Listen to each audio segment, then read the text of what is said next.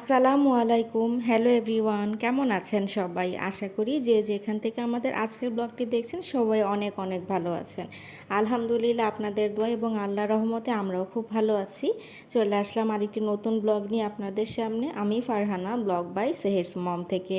ব্লগের শুরুতেই দেখিয়েছি সকালের নাস্তা কি করেছি, আর আমার মেয়ে তো সকালবেলায় ভোরে আমার সাথে গিয়েছিল ছাদে। ছাদে কিছুক্ষণ ঘোরাঘুরি করে তারপর নিচে নেমে তাকে আবার নাস্তা করিয়ে পড়তে বসানো হয়েছে। আর এদিকে তাকে পড়ানো মানে নানান রকম ঘুষ দিতে হবে, এটা ওটা কত কিছু তাকে কিনে দিতে হবে, সেই আর কি প্রস্তুতি চলছে। তো তাকে আর কি সকালবেলায় কিছু জিনিস এনে দেওয়া হয়েছে, এগুলো সে খাবে তারপর নাকি পড়বে। তো যাই হোক, সে তার খেলনা নিয়ে ব্যস্ত।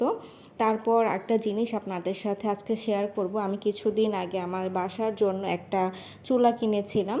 কিছুদিন যাবত খেয়াল করছিলাম আমাদের যে চুলাটা, আমরা তো সিলিন্ডারে রান্না করি, গ্যাস লাইন নেই। তো এই জন্য আমার কাছে কিন্তু সবসময় অনেক বেশি ভয় লাগে। কিছুদিন ধরে খেয়াল করছিলাম যে যখন রান্না করা হয় চুলাটা কেমন যেন দপদপ করে একটা আওয়াজ করে এবং হঠাৎ করে ফ্লেম বেড়ে যায় কমে যায় এরকম। তো আমার কাছে জিনিসটা খুবই রিস্কি লেগেছে যে হঠাৎ করে যদি ফ্লেম অনেক বেশি বেড়ে যায়, এমনিতেই সিলিন্ডার সবসময় একটা আতঙ্কের মধ্যে থাকি। তো কখন কোন দুর্ঘটনা হয়ে যায় আল্লাহ না করুক, একটা সবসময় সবাইকে নিয়ে ভয়ে থাকতে হয়। তো ভাবলাম যে এটা নিয়ে আসলে রিস্ক নেওয়া যাবে না। আমি চুলাটা খুব তাড়াতাড়ি পাল্টে ফেলার জন্যই একটা চুলা কিনে নিয়েছিলাম। চুলাটা আপনাদের সাথে শেয়ার করার জন্য ভিডিও করে রেখেছিলাম। একটা জিনিস বলবো এই জন্য, এই যে এখানে যে বার্নারগুলো দেখতে পাচ্ছেন গোল্ডেন কালারের, এটা কিন্তু আমাকে দোকান থেকে বলা হয়েছিল যে এটা নাকি একদম পিওর পিতলের হবে, মানে এটা নাকি নষ্ট হবে না। কিন্তু আসলে ব্যাপারটা তা নয়। এবং এখানে যে উপরে হালকা একটা গোল্ডেন কালারের শেড দেখা যাচ্ছে চুলার উপরে, এই কোটিংগুলো ওনারা আমাকে বলেছিল যে এগুলাও নাকি পিওর এসএসের উপরে ওনাদের কালার ম্যাটেরিয়াল, সো এগুলোও নাকি নষ্ট হবে না। তো আমিও ভেবেছিলাম যে যেহেতু সিম্পল টাইপের হয়তো বা এরকমই থাকবে, চুলাটা নিয়ে এসেছিলাম। সম্ভবত প্রাইসটা 5.5 মতো অথবা 6.5 পড়েছিল। আমি অ্যাকচুয়ালি এখন মনে করতে পারছি না, রিসিপ্টটা দেখলে বলতে পারবো। যদি কারো প্রাইসের প্রয়োজন হয় আমাকে কমেন্ট করতে পারেন, আমি মেমোর পিকচারটা আপনাদেরকে দিয়ে দিব। তো এই আর কি, যেটা বলছিলাম বার্নারের কথা। তো বার্নারটা ওনারা বলেছিল যে এটা নাকি কখনোই কালার নষ্ট হবে না, একদম পিওর পিতলের। যদি এটা পিওর পিতল হতো তাহলে কিন্তু কখনোই গোল্ডেন কালারটা উঠে যাওয়ার কথা ছিল না। কিন্তু অ্যাকচুয়ালি কিছুদিন রান্না করার পরে আমাদের বার্নারটা কিন্তু নর্মাল বার্নারের মতোই কালো হয়ে গেছে, মানে একেবারেই গোল্ডেন বলতে কোনো কিছুই নেই। তো আমার কথা হচ্ছে যেই জিনিসটা আপনারা সেল করবেন সেটা সেভাবে বলে দিলে তো আর কোনো সমস্যা নেই। বার্নারটা যদি প্রবলেম না হয়, আমাদের কথা হচ্ছে রান্না দিয়ে, সেটা পিতল হোক আর যাই হোক। তো এই ধরনের আসলে ফেক পাবলিসিটি করা একদমই উচিত না।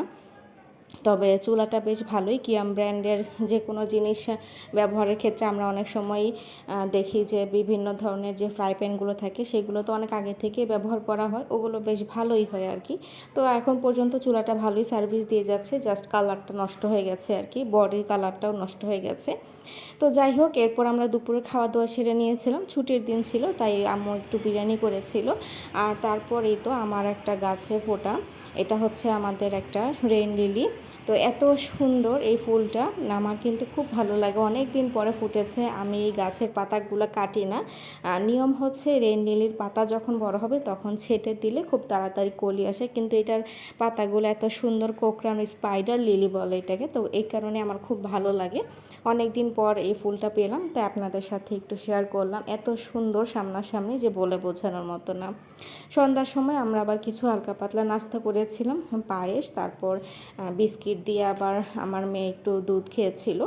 তো এই দিকে আর কি আমি আর আমার বোন খেলাম পায়েস। এরপর নাস্তা করে আবার তো নিজেদের কাজে আছে, ব্যস্ত থাকতে হবে। যেমন আমি আমার পেজের কাজে ব্যস্ত হয়ে যাবো, আর আমার বোন আমার মেয়েকে পড়াবে। তো এর মধ্যে একটা পাগলামি কাণ্ড কি দেখেন, এই পরিমাণ গরমের মধ্যে আমার মেয়ে শীতের ড্রেস বের করে পরে বসে আছে। মানে তাকে আমি একটা সক্স দিয়েছিলাম আমার পেজ থেকে, তো তখন বললো যে আম্মু এটা আমার তো উইন্টারের যে ড্রেসটা তুমি তোমার পেজ থেকে দিয়েছিলে সেটার সাথে ম্যাচিং হয়েছে, আমাকে একটু পরাও দেখি কেমন লাগে। তো কি আর করা, ওর গরম লাগবে, আমার তো আর কিছু করার নেই। আমি বাধ্য হয়ে পরিয়ে দিলাম যে ঠিক আছে দেখো, কিন্তু তাড়াতাড়ি খুলে ফেলো। এইদিকে সেই ক্যাপ ট্যাপ সব কিছু বের করে পরে একেবারে অস্থির অবস্থা হয়ে গেছে, তারপর ড্রেসটা খুলেছে। এই পুরো আউটফিটটাই কিন্তু আমার পেজ জোহা ড্রিমল্যান্ড থেকে দেয়া।